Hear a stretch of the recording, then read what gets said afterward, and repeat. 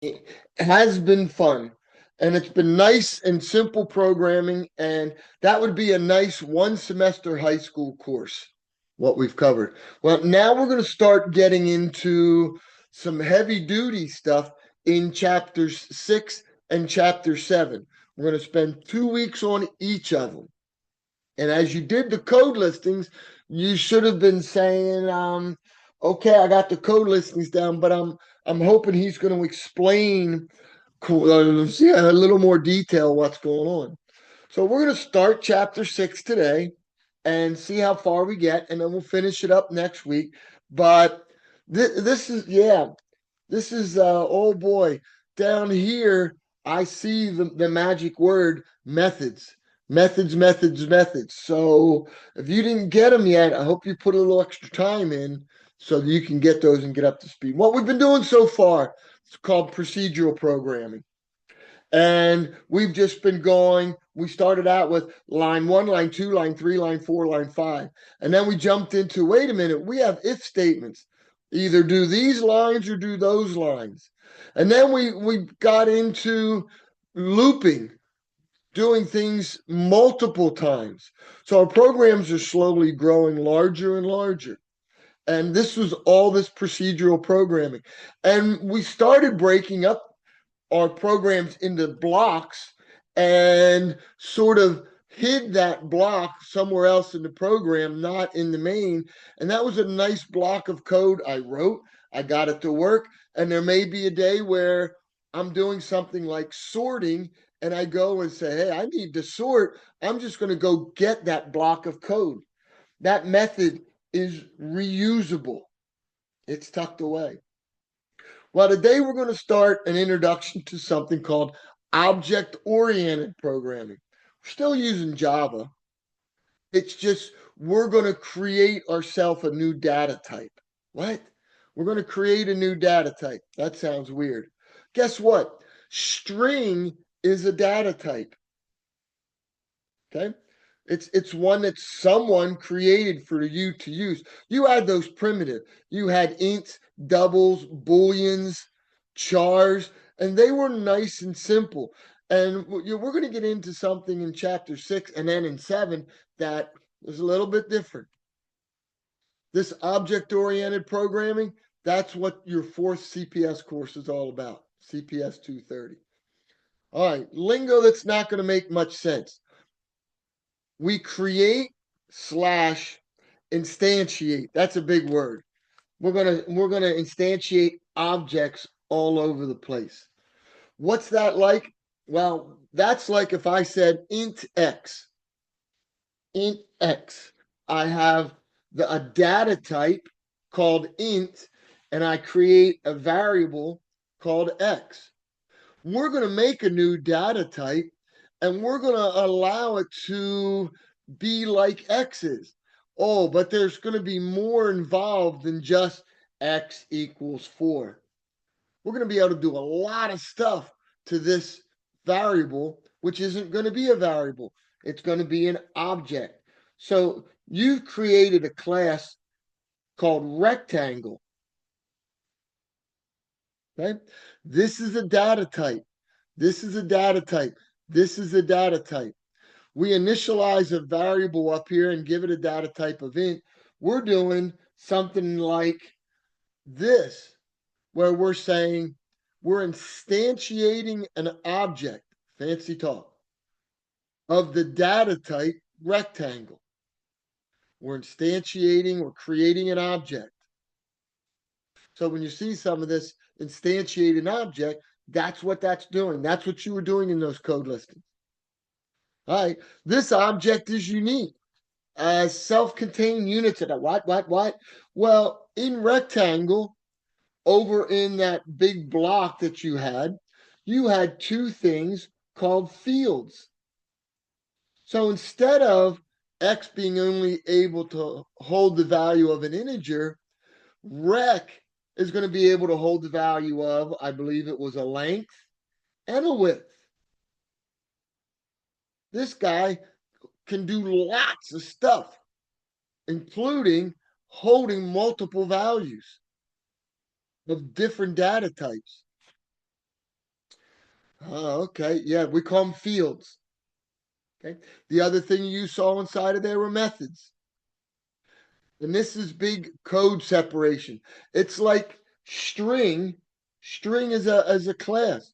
So you have all the stuff about string tucked away. You don't need to see when you're writing your program. You're writing your program, you're doing string dot length and da da da. Well, all that's tucked away over here in something called a class. Okay. All right. That's the big overview. Okay. Inside of a class, we're going to have fields and methods. And when we create it, we're going to instantiate an object. It's an instance of a class. Lingo, blah, blah, blah, blah, blah. You're going to hear it over and over and over so it'll get easier to remember. All right. The first thing is what does this class look like? And I'm going to grab my book and we'll follow some of that.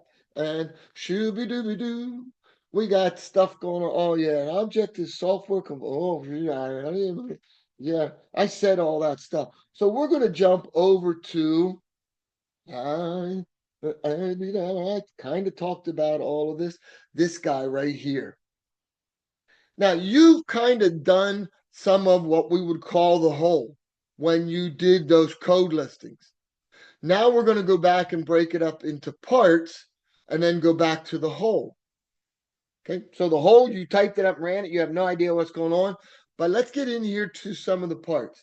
Now, this guy is called a UML chart. Okay, and you'll find if I give you the UML chart, it's really easy to write the class. This is a UML chart for the rectangle class. Some things that are going on in this UML chart. This is the name of the class. Okay. This is now something like int double. This is a data type called rectangle. I'm storing two pieces of information with my rectangle. The length, that's important. The width. Now, those are the only two that I absolutely need to know. What else can go on with rectangle? Well, there's area. Yeah, but if I know the length and the width, I can calculate the area. There's the diagonal. I don't need that because if I know the length and width, I can always calculate that diagonal. Okay, so these are the two. These have to be, these are necessary. Nothing else is necessary. Everything else will come from length and width. Okay, so over here somewhere, I have this rectangle data type and I declare a variable like R, not the greatest of name, but R. And this R is going to have its own length and this R is going to have its own width. It's going to be unique. Okay, so over here with this length and width, they're tucked away. I'm doing things like, well, I need to be able to give length a value. Set length. This is a method that's going to allow me to give length. Well, that seems pretty simple, and it is. Set the width. If I ever want to change the width, I can send a value. I can call this method. These were fields. These are methods. I know I'm talking a lot. I hope I'm not boring you. Well, once they get values, what if I want to say, hey, by the way, what was that length? I'm going to use something called get length and get width. Get area. Uh-oh. I don't have an area up here. But what is the area, by the way? Length times width. Yeah, nice and simple. If I need to get the area, I can just do the formula length times width. Again, this is baby steps, right? This is baby steps. We're looking at how we lay this out. So when stuff gets harder, yeah, boy, we get ready and we get after it. Okay? These first two, the sets, these are actually common to use the word set. These are called the mutators, right? We mutate it, we change it. We pass a value in and we change the value at length, or we change the value at width. These guys are called accessors. They're going to get so you notice these words get and set are actually common in computer science. Again, we have accessors, which are going to get values. We have mutators, which are going to set values. Questions? So this rectangle is here, and we're going to enhance it a little bit because we're going to get some more things, and this is actually going to grow, but we're not going to give up on rectangle. We said we have fields, right? Under the title rectangle, we have fields, and we said length, and we said width. And we're going to start to enhance this UML chart. And we're going to add some things like in the front, we're going to add minus. The reason for the minus is this is going to be something that's private. I can only change it over in the class, which means in my program, I can't say, hey, length equals 4. It's going to say, no, you can't use this length. It's hidden, it's encapsulated and tucked away. So we're going to put minuses in front of those fields to say, yeah, no. Over in the program, you can't use it. Over in the program, you can use things that are public. So when I get ready and I do get length, I'm going to put a plus sign in front. Get width, I'm going to put, how do I spell it? I'm going to put a plus sign in front. I'm going to do my sets and my get area. I think this is a little different than what we had over there. Again, these are my methods. Set length, set width. So this is starting to help me out with, okay, when I get ready and do this, these are some of the things I'm going to need. Do, do, do, do, do, do. Coming back to the book. I'm still in section 6.2. You got in here and you did a really basic one. You got in and we have the creation of our class. Now, this is a little different than one of our regular programs. Public, static, void, main, args, blah, blah, blah, blah, blah. None of that's there. And because none of that's there, this isn't going to compile and run like a regular program. So we're going to need a demo program over here that actually uses this data type. Again, this is a data type. You stay with computer science in CPS 162, all we do is create data types. It's kind of bizarre. It's a little weird. So you typed in this first one, you got a little bit of a feel. You did the demo 6.3, and you're like, okay, it runs. And then 6.4, you added some things to rectangle. 6.5, you ran the demo. So I'm just going to move all the way up, all the way up, all the way up to 6.7. So now your rectangle class has gotten bigger and bigger. I come in, public class rectangle. Save it as rectangle.java. Here's my two fields. Waka, waka, waka, waka, waka, waka, waka, waka, waka, waka. Here are my methods. Public, what's missing right there? What don't I have that I used to have? Static. Static, yeah. When I'm writing a class, I don't need static anymore. What is static? That's something for another day. That's what that deals with. It's for another day. Okay. Set length. So what's going on? I'm creating a method called set length. I have a single parameter. That means there's a value flying through the air when I call this method. It lands here, and this value gets assigned to my field name. So now this field actually has a value. Same thing happens here. A value is flying through the air. It lands in my parameter list in W. I now am giving my field the value of whatever was passed in. Nice and simple methods. We're learning the big parts first. Then we're going to build inside here. The gets. These are nice and simple, but needed. We need to be able to send the value back to our main, to our demo, wherever that is. Same with get width. We're sending a value back.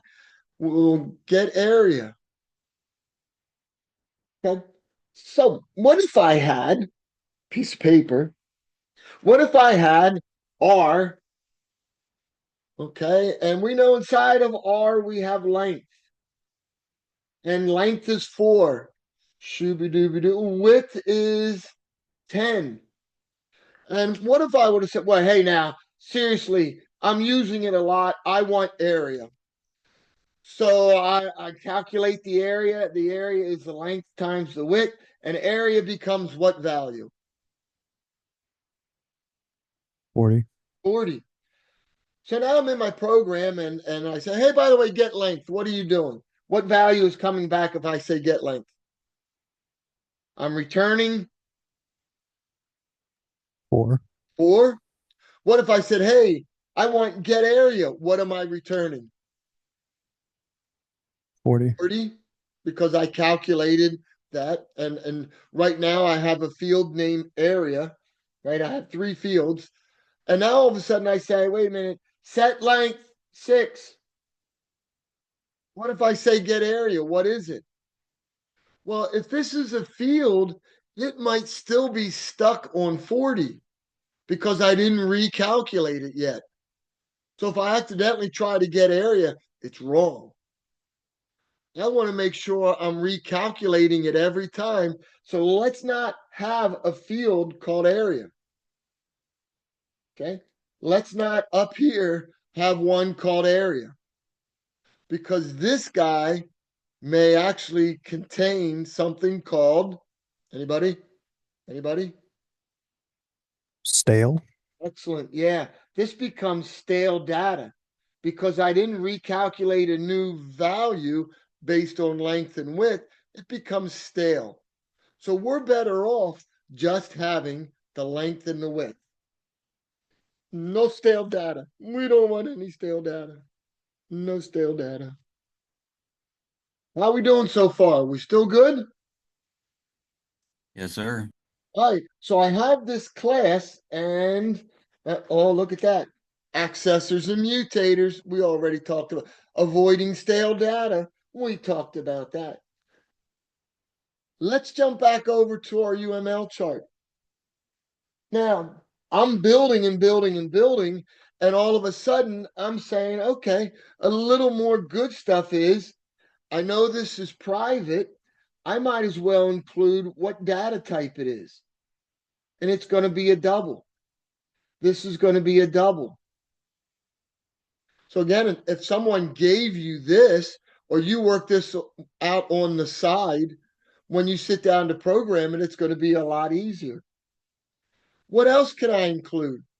Well, my methods, all of a sudden, oh, do I have a parameter? Yeah. With my sets, I'm bringing something in. Do I have a return type? Yep. Void. Void. Do I have any parameters for the gets? Nope. Do I have return types? Yep. So this out here is the return type.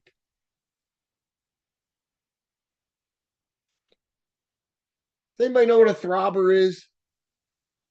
I was just about to ask that.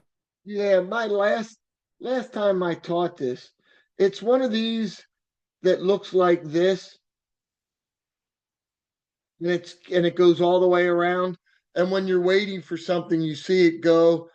I think there was a commercial that it freezes up while the throbber's going, but they told me about a throbber. I'm like, okay, throbber it is. Yeah. Check this out. Here's a UML chart. The make of a car, that probably should be a string. The year model, that should probably be an integer. Um, my sets are void methods because I'm, sending those values in. My gets, I'm returning strings. So I could add things on here. And if I handed that to you, could you create that class? Again, once the class is created, then you need to write a demo program. And here's rectangle demo 6.8. I come into the demo. Time we talk about one of these. So this is my regular program. This rectangle is tucked away. It's saved in the same folder as the demo. Saved in the same folder. Okay. So I come into here and I say, hey, oh, okay, bingo. There it is. Rectangle box. So now I have a class box. And under box, box gets its own length and its own width. So everything I do, I'm dealing with box and its fields. All right. So I'm demoing. That means I want to test this program. Let's see, I come in and say, oh, nice. My object is called box.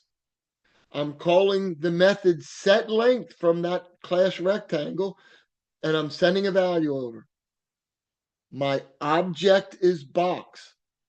I'm using a method set width, sending a value over. My object is box. I'm calling its get length. I'm calling its get width. And I'm calling its get area. And again, back over here, get area is going to be, all I'm doing is returning the length and width.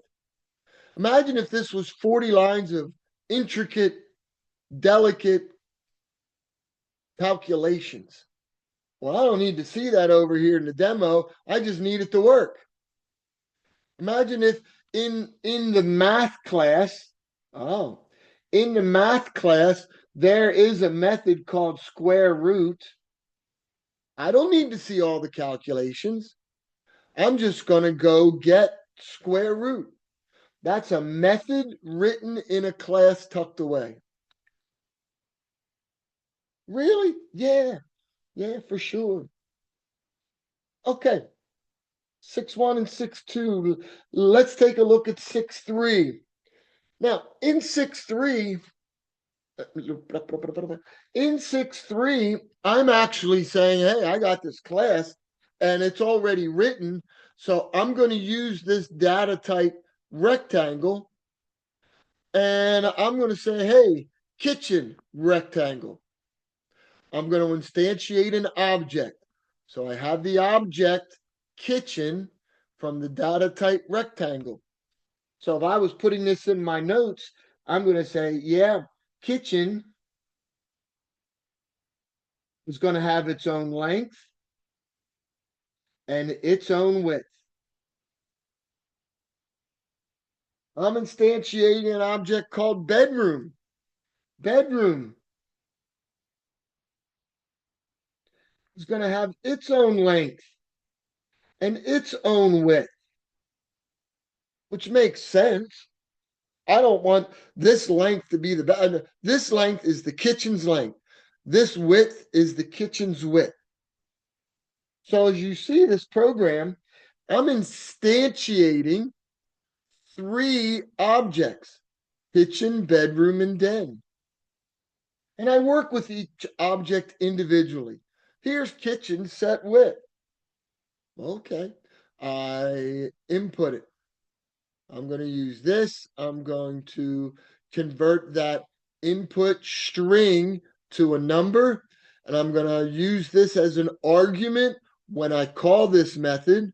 This argument's value flies through the air and lands in the parameter list for kitchen. So let's get ready and do all of my kitchen stuff. How far does that go down? There's all of my kitchen stuff. Well, actually, it's just these lines. My bad.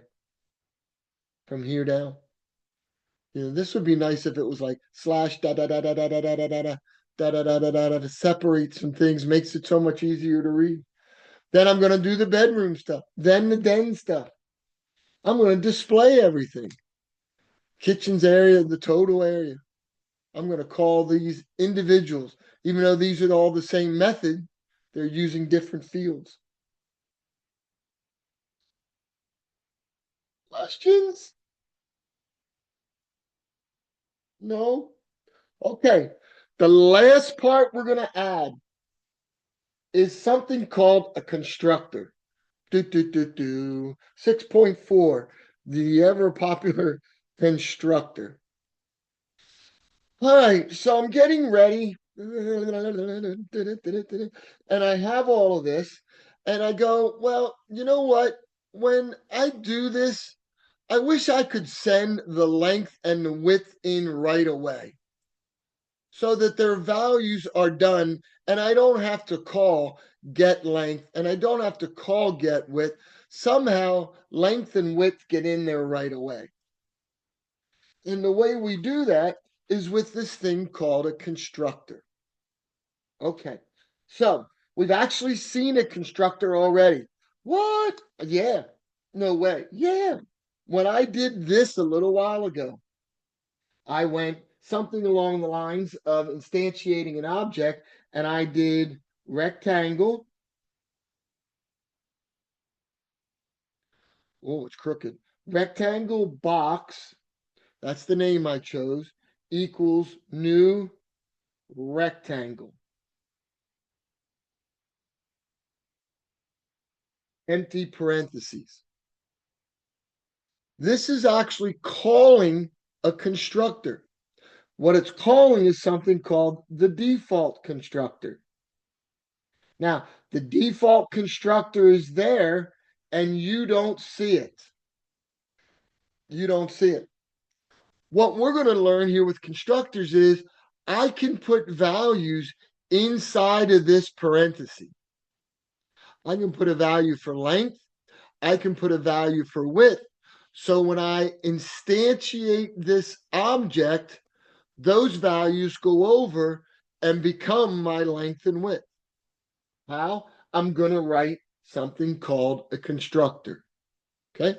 We can have more than one constructor if we want. And we're going to see that in a couple of seconds. So, a constructor. All right. I come in and 610. Okay, 610. I got still my same rectangle class. I come in and all of a sudden I see something called a constructor. Oh, a constructor. A constructor has the same name as the class. It's going to be listed right after the fields. Now, when I instantiate an object, okay, two values are now going to come in, and I can say len goes right to length, w goes right to width. Let me say that again.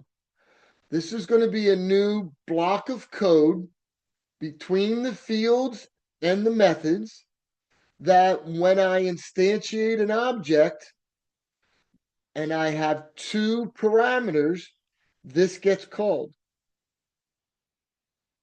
Between fields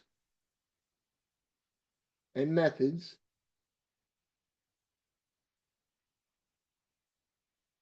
it's used when an object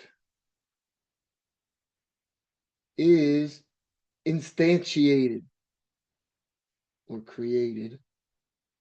It's used when an object is instantiated.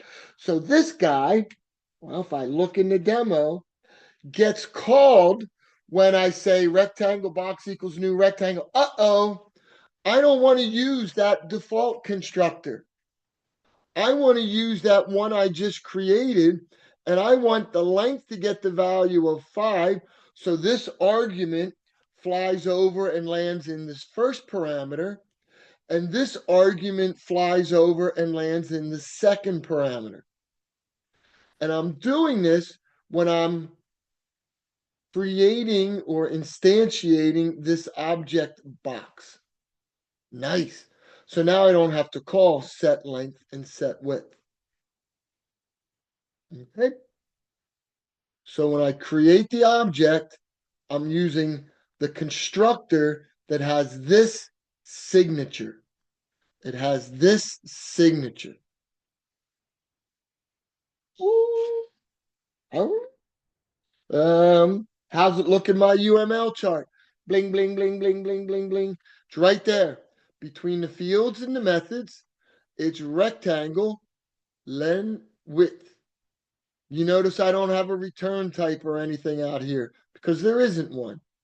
It's not a method. Ding, ding, ding, ding, ding, ding, ding, ding, ding.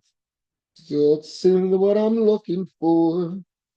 And I think it's time to stop. That's a lot of talking. And let's create something. And let's put that there. Okay, I pet that dog. All right, piece of paper. I'm going to give you the UML chart for a class, or we're going to create it. I don't know if I'm going to give it to you. Then I want you to go write the class, and I want you to write a demo to go with it. Okay, we're going to keep it simple, simpler than a rectangle. We're going to create something called circle. See, I can't spell circle. We're going to create something called circle. CIRCLE. All right, when it comes to a circle, what is it I absolutely need to know about a circle? Diameter. Diameter? How do I get the diameter? You divide the radius by 2. Yeah, so that's going to be calculated once I know the what? The radius. So once I know the radius of the circle, I can do all kinds of stuff like diameter. So when we start saying what is absolutely necessary as a field, the radius is absolutely necessary. And I'm going to make that a double. Is there anything else that I absolutely have to know, or can everything else be calculated? And everything can be calculated. I mean, Yeah, you need everything else height. can be. Yeah, once I know that. All right. So inside of this class, this UML chart, I have that. Next thing I'm going to do is a constructor. A constructor.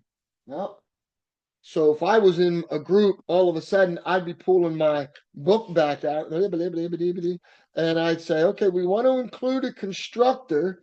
And how did that constructor look in a UML chart?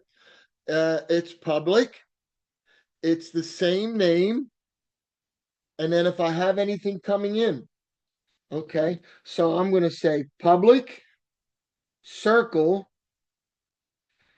Inside of here, I am bringing in a double, and I'm going to call it R.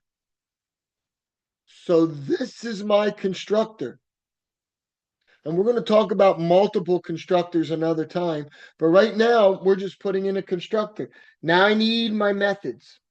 And I usually wait till I'm all done before I make this official. I need my methods. First thing I know I'm going to need is set radius.